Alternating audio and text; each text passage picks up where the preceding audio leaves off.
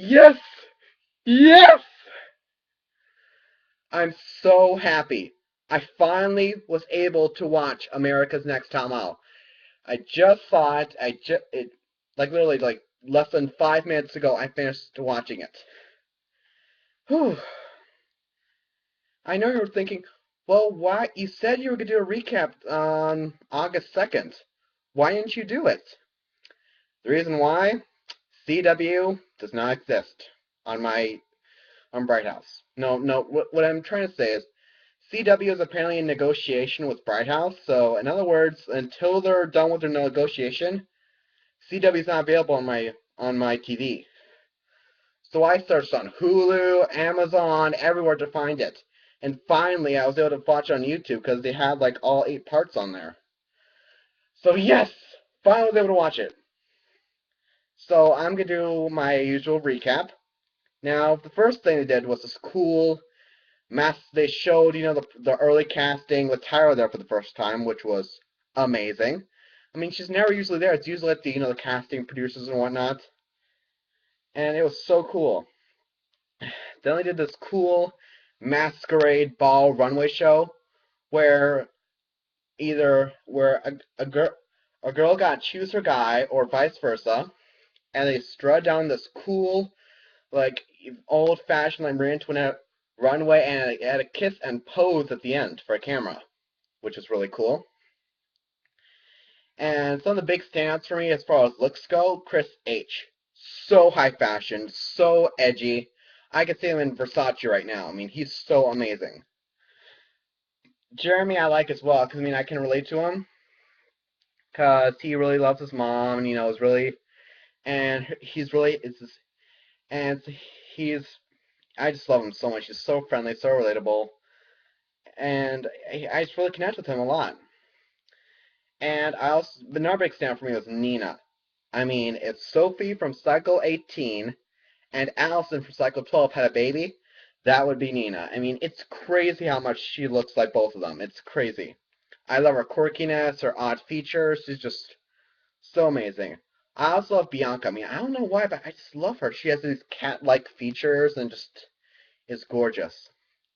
The one guy I couldn't stand, though, Phil.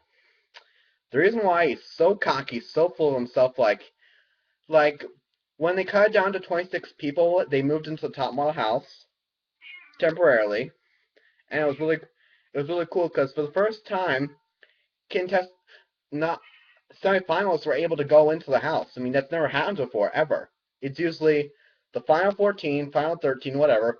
Then they move into the house. It's never doing casting episodes. So it's really cool.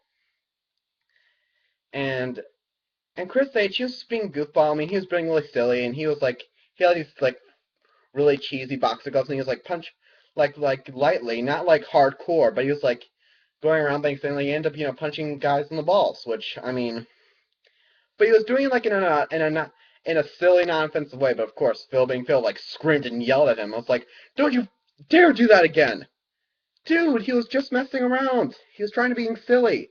I mean, he wasn't doing it like in a really offensive way, but of course, Phil being the cocky, too full of himself, like, oh, I'm too important, to be silly. It's like, dude. I mean, if you end up like As Marie, you're gonna lose a lot of fans.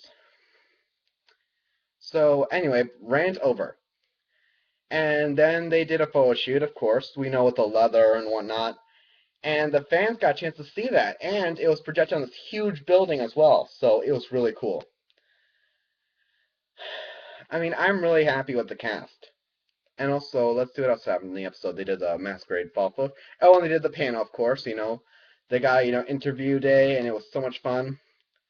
When I first saw Marvin's plea videos, I was like, he's too cocky. I mean, he came across that way, but I was so wrong. He is so humble. I mean, I would have never guessed his dad was a janitor. I mean, it just goes to show that just by watching a 30-second video, you can't, judge him right away. With the exception of Phil. Phil was just like his video. Cocky and so full of himself. And it was just so cool. And I love Chris H too, because he and I both deal with, social awkwardness, so we kind of keep to ourselves a bit. And I just love him. I mean, if I were to compare my personality, I'm like Jeremy's personality mixed with Chris's personality. Like I'm a mix of those two, if you get what I mean. I mean, it was just so cool. I mean, guys and girls, let me just say that's so awesome. Because Tyra was right. Females do usually dominate the fashion scene. We've got like Hillary Rhoda, we got Kate Upton, Carly Kloss, Lou Wen, Joan Smalls. I could go on and on and on, but there are not that many big superstars in the male modeling industry. I mean, there was Marky Mark in the 1990s. There's Rob Evans, there's Tyson Beckford, there's uh, hmm, yeah, there are not that many, standout guys. As much as there are like there's so many standout female models. So I think that's a really cool idea for the season. And let me just say the top model house, it's huge. It's like probably the biggest house they've ever had. And that's saying it's ginormous. It's got this huge pool and it's just so nice. And and Jordan was kind of Jordan and Jeremy were friends at the beginning, but now Jordan's getting a little, upset with Jeremy because he, quote unquote, is following her around, is kind of clingy to her, which, I mean, I can understand from her perspective, but, I mean, you didn't have to say it in such a mean way. I mean, seriously, get a grip of yourself.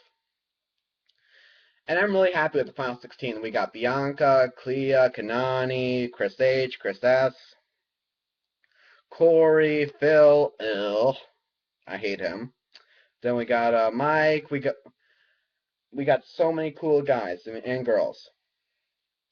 I mean, I see the final six being first Corey, then Corey, Chris H, Bianca, Nina, who else? Marvin, and lastly, who would be another big standout dude? You'd have seen the finale. Or girl. Oh, Jordan. Yeah. So definitely, I see those being the final six. And as far as the final three, Jordan, Chris H, and I mean, Jordan, Chris H, and Jeremy. I see those being the final three. So please comment, subscribe, tell me what you think, and I know this recap video is kind of mumbled and jumbled and all over the place.